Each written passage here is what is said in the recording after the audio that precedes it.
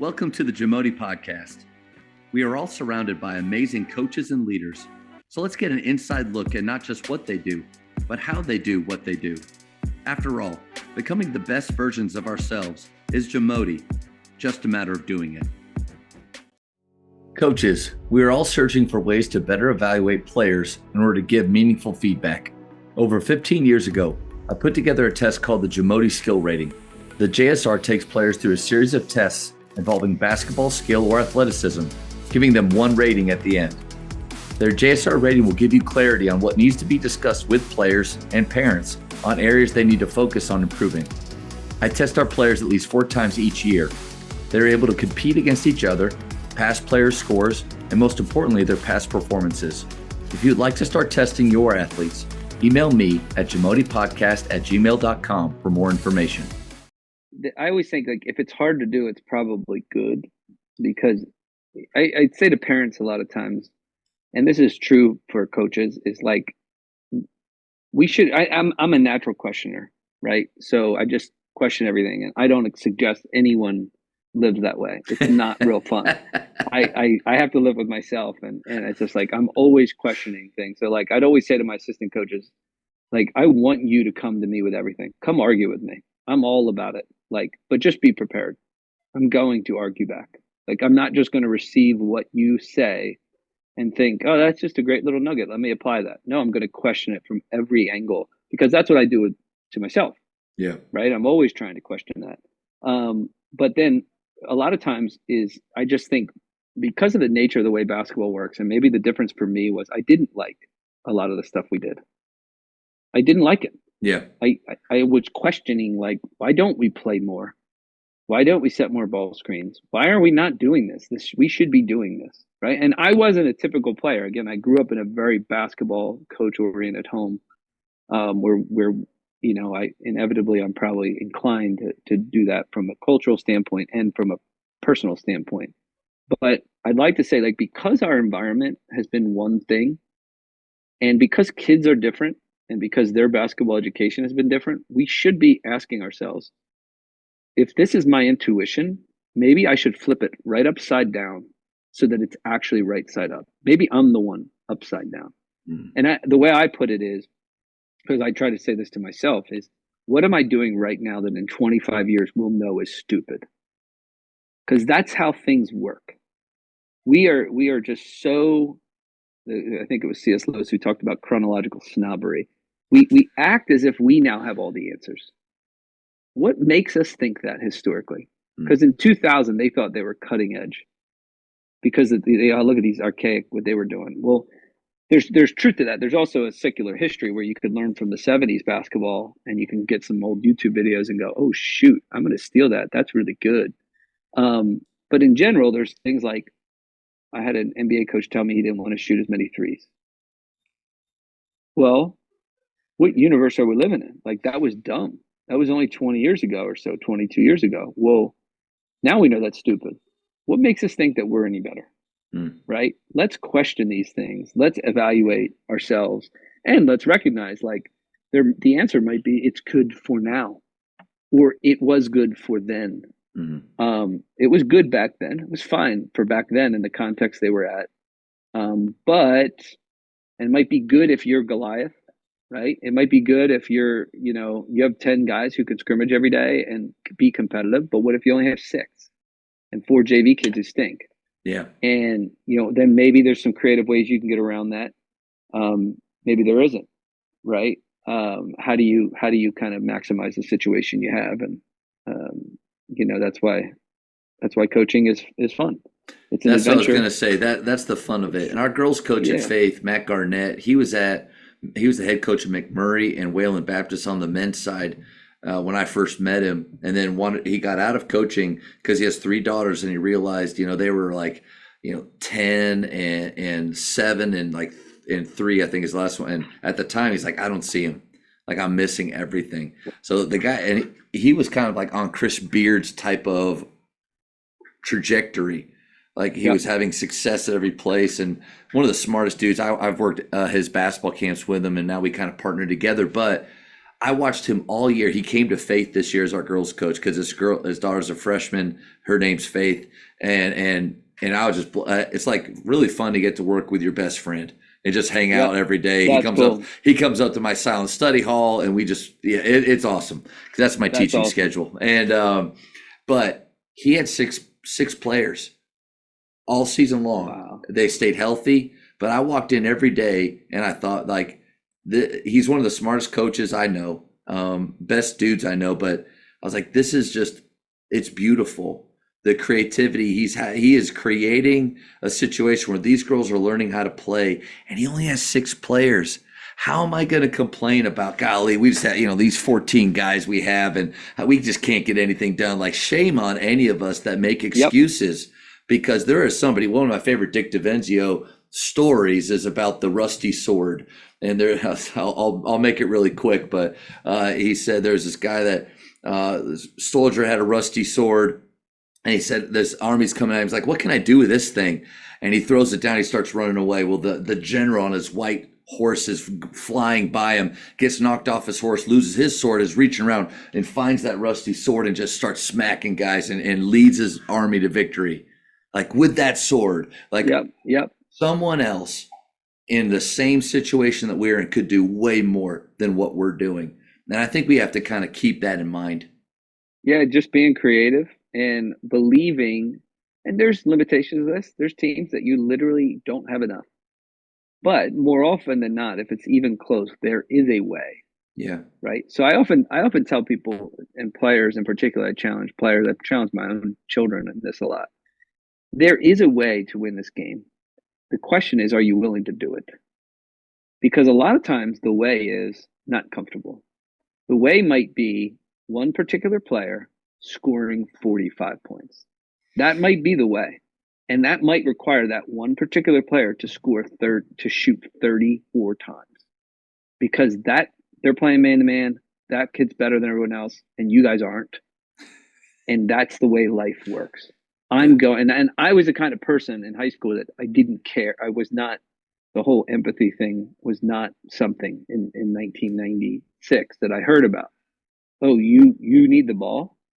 Not today. This is the way this is going to go today. Yeah. And I didn't care if you liked it or not. I want to win. And I don't say that to toot my own horn. That's not it. I grew to be a little bit more emotionally mature and be sensitive to like, oh, we can do this another way. Right. My son's the complete opposite. He'd be like, let me get everybody involved. It'll work out. And I'm like, are you sure about that? That's not always the truth, but it worked for him. And he's great. You're Jordan, your son's LeBron. Like that's yes. And the guy's open. I'm going to kick it to him. He's my guy. And I'm like, when I was in high school, it'd be like, I'm not open, but I'm going to make it. My bad shot is way better than his good shot. That was my default, which was not always a strength. That was my default. But the point being, there was a way. Yeah. Are you willing to do that? Are you willing to switch your defense? Are you willing to trap here? Are you willing to put something new in? Are you willing to step back and let your team run like crazy people and believe that it works out? Are you willing to actually, and that's not just true for a particular game, it's true for a season. It's true for a team. Like, are you willing to make those adjustments? Sometimes, for me, like one of my constraints, particularly at Rowan, but even here, like we want to be fast paced. That doesn't mean there's not going to be an ugly, grinded out game on the road in the Big Ten. There is. You just got to figure it out that day, right? That is what it is. Yeah. But in general, like as a head coach, because I thought our scoring was so important to our recruiting, we weren't willing to be boring. That was part of my constraint. That was part of my formula, even in a game plan. Yeah. So that did impact, but the way I applied that information might have been different based on a team, and to say, I want to be the kind of person who's willing to do whatever it is to do to win that game, within the constraints I set. Okay, Coach, we might have to do a second time because I would love to get into shooting more with you. And I think if I ask about like empowering shooters, because that's something that you said something in your book, like players may surprise you. Anytime I get to talk with with coaches about the style of play and free flowing offense where I don't know where the shot's coming every possession. And that's a part of Yep. maybe it's terrifying for some. I enjoy the freedom and I like to see what guys come up with. But shooting is one of those things where like we create shooters at Faith. Now I'm not saying that they're all great, but that's the mentality is you may come here one way, but we're going to help you to become in a better shooter than you are. And so empowering shooters is something that, like, because you said they'll surprise you, like if you allow them to do that, if you set the environment. So I think that might be something that we go off for a long time on. So, well, I think that's true with players, period, in general. I think a lot of times we don't give players enough credit. Like we think that they can't find the solution, right? So if you go back to your shot clock example, it's like if we give them the freedom to figure it out, we don't have confidence that they're going to figure it out. And in my experience, like kids figure it out way more than I would even think, right? Say there's a kid that he's got no left hand and he stinks. He can't dribble with his left hand, and yet he still finds a way to contribute and get to the basket. And he has these solutions that he's able to come up with. He overcomes that limitation. That kid, in college now, we're all like, oh, he's got to be bigger, faster, quicker, stronger. And I'm like, yeah, but that guy doesn't change pace. yeah. The slower kid changes pace and he gets by people. What's that of value? And I think that's the same thing shooting the ball. I think shooting the ball is, when we would have young teams, I always say my youth coaching record is about the complete opposite as my head coaching record in college. So I won 65 to 70% of my games in college. I lost 65 to 70% of my games in youth basketball because I wanted to create future shooters. And the most important thing to creating a future shooter is cultivating in them the notion that when I'm open, I should shoot. Yeah. Yep. It's the number one thing to creating a shooter. I'm open. I caught it. I should shoot this shot. Yeah. The other stuff, that even the technical stuff and the practice stuff will start to take care of itself if you empower them to do that one thing. Because they'll practice more on their own. Yeah. Yes. They'll practice more. They'll figure out how to make the shot that you've empowered them to take. People wonder why European guys are better shooters than American. It's not. The starting point is not they stand and shoot for hours on end. The starting point is they're supposed to shoot that shot in the game. And if they don't, they can't play more often than not. There's exceptions to it. But in general, sure, they value that and they empower young players to do that. And therefore, they get them to work on their game. Yeah. Players don't work on stuff you don't enable them to do.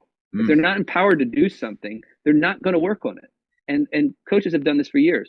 Hey, well, you didn't work on your jumper all summer. Well, why would I? You weren't allowing me to shoot it anyway, right? So I worked on the thing you allowed me to do. Yeah, I'm a screener. Every time I just worked on my screen. You yelled at me every time I missed a shot or two and yanked me out. Yeah. And then you wonder why I didn't put in the work. No doubt. Well, that's the case when you talk about empowerment for anything with players. If you empower them and say you're able to do this, they're going to work on it. What would it look like if you just look out at your gym during a shooting game that you're playing?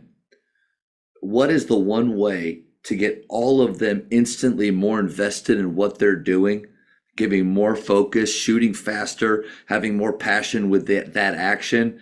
It's for them to believe that when the game comes, they're actually allowed to do that thing. That's right. That's huge. That's right. Yep. Especially if you're standing and shooting, right? Like if you're just working on shooting, not to mention like if you don't allow them to shoot in a game like context, whether it's a practice context or the actual game, they don't even know how they need to work on the thing. So their imagination isn't there. So working on your shooting, especially on your own, like I love one-on-one and I love catch and shoot with the defense closeout and all this other stuff because it's game-like, but they don't even have the point of reference to know at what pace they should shoot in practice. Yeah. Right? If you say, hey, you need a quicker release, they would go, all right, well, I trust you, but I haven't experienced the need for a quicker release because I haven't shot the ball, or I haven't shot the ball enough to actually work on a pump fake. So you can't convince a kid to work on a pump fake who hasn't jacked up hundreds and hundreds of threes, right? I always think it's funny that we talk about like safe space is like a big thing that I just Safe space. yeah. Well, everyone wants to talk about safe space, and it's like I don't like the way we always apply that principle. Yeah. But I think we should apply that in the context of various forms of play, right? So I mentioned, when I started these youth summer leagues for our Crispin basketball in Jersey, which I can't have anything to do with now, good old NCAA, goodness gracious, but monitoring the important things. But could probably get in trouble for that, but I don't care at this point. I think it's so absurd. Yeah. No, it's so absurd. Coach, right? if the NCAA is monitoring the JAMODI podcast and what's being said here, then I'm in a good spot. But I think you're good. I think you're good. So we started it though, and I used to always say, I want my son or daughter to make 9 threes in a game one day. What's the best way to train them to do it? To make 9 threes in a game today. What's the best place for them to do that? In a game that doesn't matter. It's a game. We would reset the score at like the half or the quarter. We still do, I believe. And it was a safe space to shoot when you're open. Yeah. Because there's no standings. It was a game. It was a game context. The kid's pulling up for 3 in a game against defense. But really, that we don't care whether you won or lost.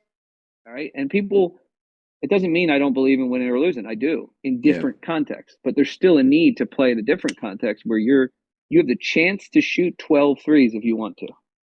Right? That changes your life. It changed mine. Well, if you never get the chance to do that, what's your chance of having a kid just surprise you all of a sudden? He's never shot 4 more in his life, and then he's going to go 9 for 12? Probably not. No. Probably not. He's going to need to go 4 for 13 first. Yep. Or 1 for 9. Yeah. Right? And that's not pretty to watch. It's not fun to watch. The process is never fun to watch, but it's essential. You're in a good place, I think, when the guys that you want to shoot that volume are, and they're 0 for 10, 1 for 11, and you're celebrating the attempts that they got in. Tyler Costin had a great story about, I'm blanking on his name. What's the Duncan from the Heat?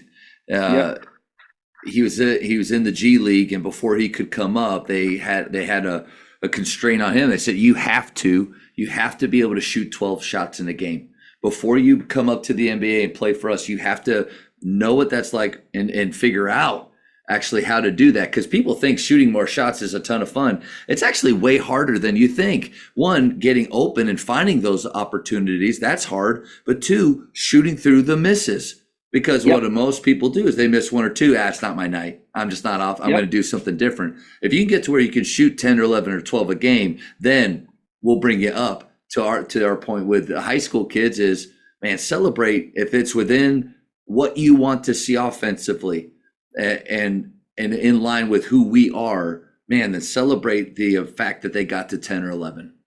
The only question I ask him is, did you mean it? Did you mean it? Because if you didn't mean it, then you should stop.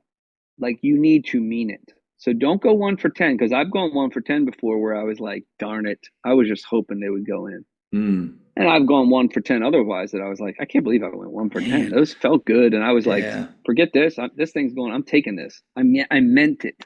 It's not just, I always ask my kids that, my son in particular, because he's in a smaller school where he has to do a lot. He has to score. And if I put him in a different context, he wouldn't care if he shot 6 times. He'd be fine. This context, he is forced to create for himself and his team. Well, there's times that he hasn't shot well, and I would say, did you shoot these with reckless, I don't give a crap whether they go in or not? I'm taking this. And he goes, probably not. And I said, then you shouldn't have. You should have stopped. Yeah. Right? You better mean it.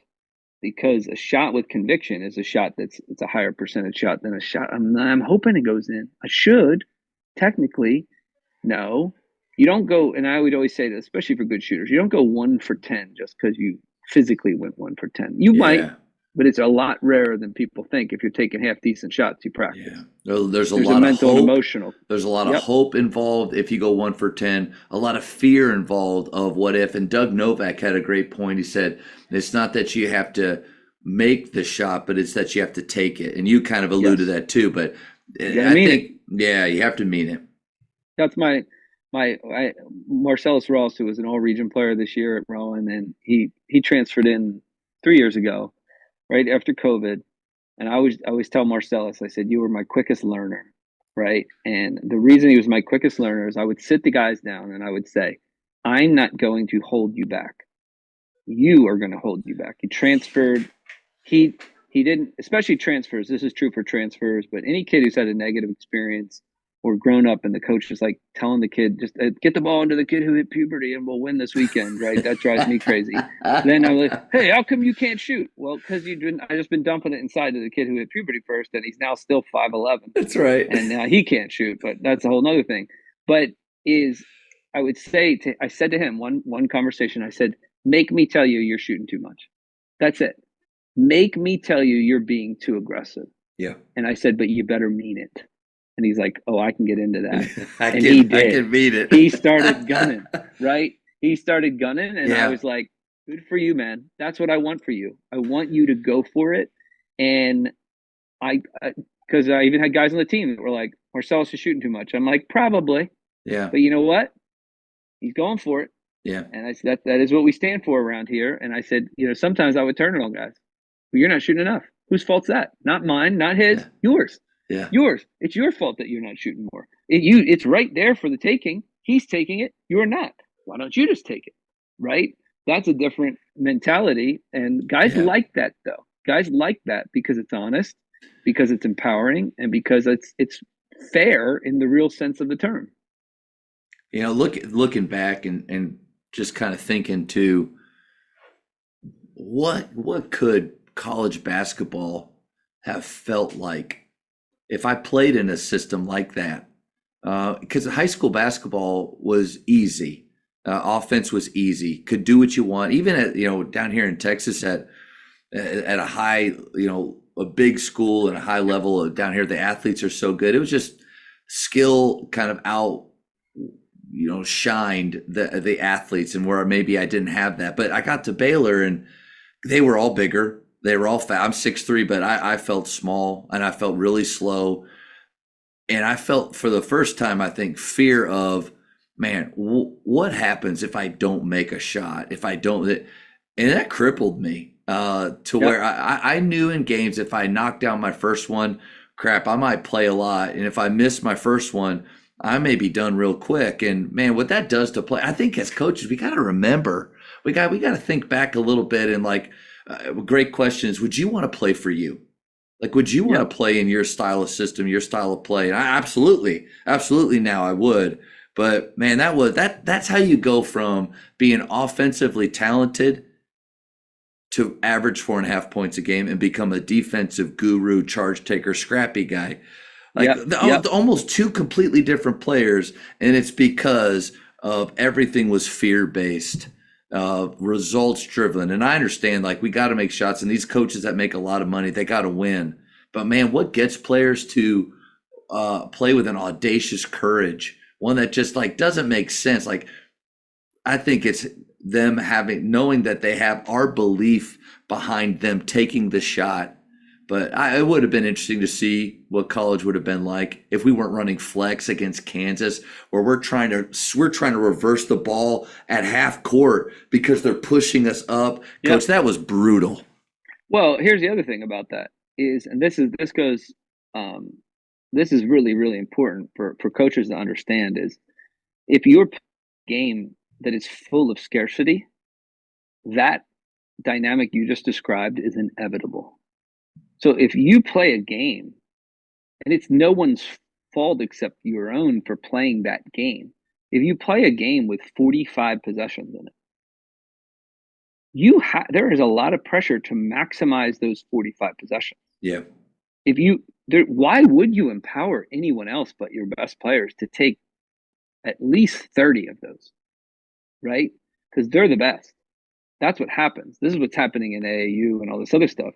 Kids are not empowered because they're playing games full of scarcity. But if you double those possessions and you make a game super fast where there's 80 to 90 possessions or 70 to 80, now there's not that much pressure on each possession. It's no big deal. There's another one coming up. Yeah. So the style in which you play does either enable you to do that or take that ability away. Even if you want to give that, you can't in a 40 possession game. The players know better. Yeah. So that's one of the reasons why I'm inclined to a faster pace of play is it makes your team in general more dangerous because your eighth guy could have a great day. No doubt. But if you play a slow style of play, he can't. He doesn't even have a chance to, right? And you can try to say, "Oh, I'm empowering him." No, you're not empowering him with your style of play. You might be fine with the idea, but there's no chance, there's no opportunity, right? So we talk about like it's basic economics, right? Your goal is to make the pie bigger, not to divide up a small pie. Well, just make the pie bigger, create more possessions, and now you might get a smaller sliver, but it's actually more pizza than you would in that small pie. Thank you for checking out today's episode. Please take a moment to subscribe to this podcast, share it with your fellow coaches, and find us on social media for what's coming up next on the JAMODI podcast. It's just a matter of doing it.